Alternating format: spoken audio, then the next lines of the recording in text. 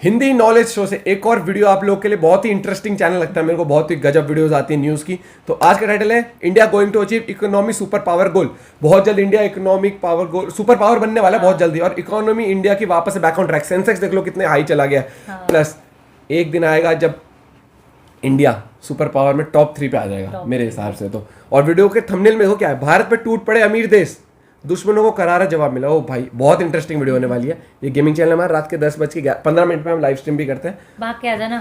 और उस वीडियो का लिंक डिस्क्रिप्शन में है। 1 2 3 गो। नमस्कार दोस्तों, स्वागत है आपका हिंदी नॉलेज शो में। तो दोस्तों, कल मैंने आपको एक बहुत बड़ी खुशखबरी दी थी भारत के विदेशी मुद्रा भंडार के बारे में, लेकिन आज एक और उससे भी बड़ी खुशखबरी है, और ये भारत की टोटल अर्थव्यवस्था की तरफ से आ रही है। हालांकि इसके बारे में मैंने आपको अब से 20 दिन पहले ही बता दिया था। दरअसल मैंने अब से 20 दिन पहले एक वीडियो बनाई थी फाइनेंशियल, और मैंने बताया था कि भारत का विदेशी मुद्रा भंडार बहुत तेजी से बढ़ रहा है, और इसके बढ़ने का मेन कारण है एफडीआई यानी कि फॉरेन डायरेक्ट इन्वेस्टमेंट, यानी कि जो विदेशी निवेशक है, खासकर कि यूरोप और उससे भी ज़्यादा आ रहा है अमेरिका से।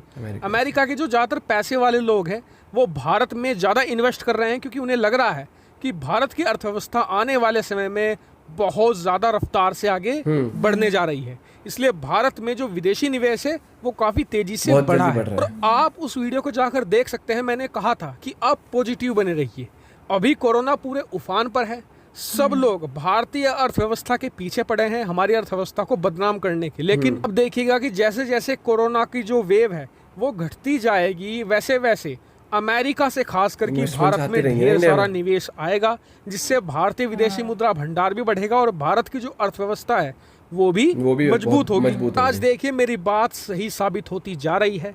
भारत का विदेशी मुद्रा भंडार 605 अरब डॉलर को क्रॉस कर चुका है। इतना ही नहीं, स्क्रीन पर आप देखिए भारत का जो फॉरेन डायरेक्ट इन्वेस्टमेंट है वो कितना तेजी से बढ़ा है। करीबन 81 बिलियन डॉलर का हमें नया एफडीआई मिला है। और इतना ही नहीं, बताया जा रहा है कि आने वाले समय में भारत में एफडीआई की सुनामी आने वाली है। जैसे ही कोरोना की वेव कम होगी, अमेरिका से खास करके भारत में बहुत ज़्यादा इन्वेस्टमेंट आने वाला है, जिससे कि भारतीय कंपनियां मजबूत होंगी। हमारी कंपनियों को इन्वेस्टमेंट मिलेगा तो वो अपने आप को एक्सपेंड करेंगी, अपने आप को बड़ा करेंगी, जिससे कि रोजगार भी पैदा होगा, हमारी अर्थव्यवस्था का आकार भी बड़ा होगा, और हमारी अर्थव्यवस्था का जो 5 ट्रिलियन डॉलर की इकोनॉमी बनने का सपना है वो भी कंप्लीट बड़ी आसानी से हो जाएगा। हालांकि जो आलोचक थे अब से 20 दिन पहले भी यही कह रहे थे, और अब भी यही कहेंगे कि जी अभी कोरोना की वजह से हमारी कंपनियों के शेयर सस्ते हैं, इसलिए विदेशी निवेशक अभी हमारी कंपनियों में निवेश करके सस्ते में ढेर सारे शेयर खरीद रहे हैं और बाद में बेच देंगे। तो जो लोग ये सोच रहे हैं तो उनकी गलतफहमी भी दूर कर देता हूँ। आज की तारीख में आप दुनिया भर के जितने भी स्टॉक एक्सचेंज है, चाहे वो न्यूयॉर्क स्टॉक एक्सचेंज हो, चाहे वो चीन का संघाई स्टॉक एक्सचेंज हो, चाहे वो जापान का निक्केई हो, आप सारों के रिजल्ट उठाकर देख लो, सारे के सारे जमीन पर पड़े हैं, बिल्कुल धड़ाम। लेकिन भारतीय शेयर मार्केट एक से बढ़कर एक रिकॉर्ड बना रहा है। जो हमारा शेयर मार्केट कभी 30-35 हजार पर रहता था, आज वो 50 हजार के आंकड़े को क्रॉस कर चुका है। तो ऐसे में भारतीय कंपनियां सस्ती नहीं है, उल्टा भारतीय कंपनियां इस समय महंगी हो गई हैं, उनके शेयर काफी ज्यादा महंगे हो गए हैं। लेकिन उसके बावजूद भी जो अमेरिकन हैं, जो यूरोपियंस हैं, जो अमीर देश है, वहाँ के आम नागरिक भी भारतीय स्टॉक एक्सचेंज में लगातार खरीदारी कर रहे हैं। वहाँ के बड़े बड़े जो हेज फंड होते हैं, जिनके पास अरबों डॉलर होते हैं, वो लगातार भारत में निवेश कर रहे हैं। क्यों? क्योंकि उन्हें पता है कि भारतीय अर्थव्यवस्था आने वाले 2 से 3 सालों में एक्सप्लोड होने वाली है, जबरदस्त तरीके से बढ़ने वाली है। और जो ये हेज फंड है ना, जो लोग सोच रहे हो कि बस ये तो सट्टा खेल रहे हैं, लगातार पैसा लगा रहे हैं, ऐसा नहीं। अगर आप शेयर मार्केट से जुड़े होंगे तो आपको पता होगा कि हेज फंड पैसा लगाने से पहले खूब रिसर्च करते हैं, मार्केट खूब एनालिसिस करते हैं, और फिर कहीं जाकर ये इन्वेस्टमेंट स्टार्ट करते हैं। इसीलिए भारत के आलोचकों से मैं आज फिर कहना चाहूंगा कि भारत की डेस्टिनी है सुपर पावर बनना। बिल्कुल, आज नहीं तो कल हम बनकर रहेंगे। हाँ, ये जरूर हो सकता है कि साल, 6 महीना, 1.5 साल हम लेट हो जाएं, लेकिन सुपर पावर तो भारत बनेगा ही बनेगा। आपका इस पर क्या मानना है कमेंट करके जरूर बताएगा। साथ ही वीडियो को शेयर कीजिएगा और चैनल को सब्सक्राइब करना बिल्कुल मत भूलिएगा। Thank you for watching video. एक बात तो है, भले भारत ने प्रगति धीरे शुरू करी है, लेट आए प्रगति, लेकिन देर आए दुरुस्त है।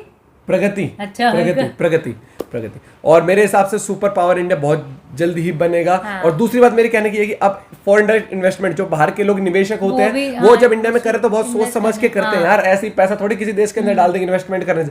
लेकिन अगर वो इन्वेस्ट कर रहे हैं तो आप एक समझो, कई लोग शेयर मार्केट से दूर रहते हैं, भैया नहीं समझ आता शेयर मार्केट, इसलिए कहता हूँ लॉन्ग टर्म के लिए म्यूचुअल फंड्स में इन्वेस्ट करो, थोड़ी सी इन्फॉर्मेशन लोगे आपको खुद समझ आने लग जाएगा। बहुत ही मतलब कि साल 2 साल के लिए नहीं, लाइफ लॉन्ग करते रहो अपने रिटायरमेंट तक, और प्लस इतना पैसा बनेगा वो पता भी नहीं लगेगा, लेकिन इन्वेस्टमेंट करनी पड़ेगी। और दूसरी बात, अगर फॉरेन डायरेक्ट इन्वेस्टमेंट इंडिया में आके इन्वेस्ट कर रहे हैं इन्वेस्टर्स वहां के, तो समझ लो भारत अभी डेवलपिंग स्टेज पे है, जब डेवलप होएगा तब तक कितनी ग्रोथ दे जाएगा।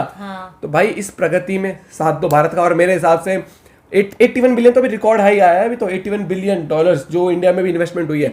और ये देखो ना 5 ट्रिलियन कोरोना जब आया था 42,000 पे सेंसेक्स था, गिर के भाई साहब 25-27 हजार पे आ गया था, ठीक है। और एक ही साल में वापस 53 पे लगभग पहुंच गया, 52-53,000 पे, तो पैसा डबल हो गया लोगों का, जो कोरोना में डर के निकल गए नुकसान खा गए, लेकिन जो डटे रहे और जो थोड़ा बहुत पैसा था वो भी लगाया, तो आज वो कहां पहुंच गए हैं। साल भर में पैसा डबल, लगभग 27,000 52,000 बन गए यार। ये चीज देखो ना यार, एक चीज इसलिए कहते हैं मार्केट में जब डर है तो संयम बनाओ, और जब दुनिया इन्वेस्ट कर रही है भागो तो सोच समझ के इन्वेस्ट करो कि क्या ये ओवर हाइप तो नहीं। इसलिए भाई ये चीज है, इंडिया सुपर पावर तो बनेगा, स्टडी करो, थोड़ी सी कोई नॉलेज बनेगा, लेकिन इन्वेस्ट जरूर करो। बैंक में सेव करोगे नहीं होगा कुछ, इन्वेस्टमेंट इज वेरी इंपॉर्टेंट। अपने फाइनेंशियल एडवाइजर की इससे पूछो। और इस चीज में भारत को कोई नहीं रोक पाएगा। और अगर आपके जो सपने हैं ना अमीर बनने वाले, और सिर्फ सैलरी में, वो नहीं बनेंगे, वो तभी बनेंगे जब आप एक इन्वेस्टमेंट करोगे, और वो FD RD में कभी नहीं होता सक्सेस। ये चीज जिंदगी में ध्यान रखना। शेयर मार्केट में आपको म्यूचुअल फंड के थ्रू कैसे भी इन्वेस्ट करो, छोटी अमाउंट इन्वेस्ट करो, हर महीने 2,000 5,000 इन्वेस्ट करो, लेकिन रेगुलर बेस पे करो, 15-20 साल बाद इतना पैसा बन जाएगा। कभी किसी फाइनेंशियल एडवाइजर से पूछना,